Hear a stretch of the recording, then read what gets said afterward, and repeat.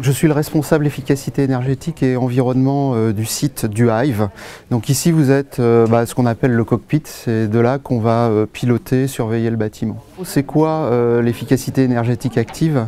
Par opposition à l'efficacité énergétique passive, c'est basé essentiellement sur le contrôle, le pilotage des équipements et la surveillance des consommations énergétiques.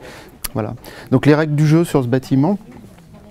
C'est un bâtiment qui fait 35 000 m², c'est un bâtiment tertiaire, donc essentiellement des bureaux. À peu près 2000 personnes travaillent ici. Et le challenge, c'était de réduire la consommation du bâtiment sans toucher au bâti et sans produire d'énergie.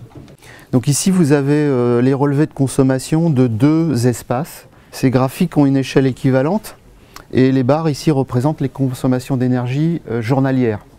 Alors vous remarquez tout de suite qu'il y a une grosse différence entre ces deux secteurs. Ici, la consommation est grosso modo 3 fois supérieure à la consommation qui est ici. Donc la question, c'est pourquoi? Donc mon rôle, c'est justement de surveiller ça, et puis après de le piloter, de le corriger. C'est typiquement des actions d'efficacité énergétique active.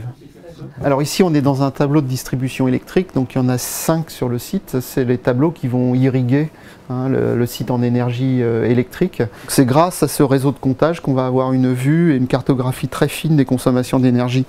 Donc dès que je vais faire une action d'efficacité énergétique, par exemple remplacer des lampes par de la technologie LED, je saurai tout de suite quelle est l'efficacité de cette mesure et quelle est sa rentabilité aussi dans le temps. Puisque moi, on va me demander des comptes. Je vais investir, il faut que je prouve que cet investissement est bénéfique au bout d'un temps donné. La première chose en arrivant le matin, c'est on se penche sur les écrans. Que s'est-il passé dans la nuit? Est-ce que tout s'est bien passé? Est-ce qu'on n'a pas eu de problème de dérive énergétique, de panne, puisque j'ai en charge l'efficacité énergétique, mais en même temps le confort. Pour faire ce métier, je pense qu'il y a deux composantes importantes. Il faut des solides bases techniques. Donc moi je viens plutôt de l'industrie, donc j'ai un cursus d'ingénieur en automatisme. Et puis quelque part quelque chose d'un petit peu différent, enfin d'assez différent, qui est une fibre développement durable quand même. Alors, il faut dire que c'est des postes aujourd'hui qui sont en devenir, donc on invente un petit peu ces professions et leur contenu.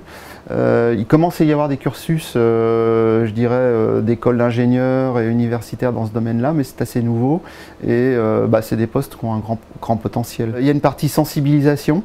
Donc aller voir les gens dans les open space, des gens qui ont trop froid, trop chaud, trop de lumière, leur expliquer ce qui se passe, essayer de déterminer si c'est un problème technique ou si c'est un problème de ressenti, leur expliquer comment fonctionne le bâtiment par exemple. Et ça dépasse le domaine, je dirais, de l'écologie.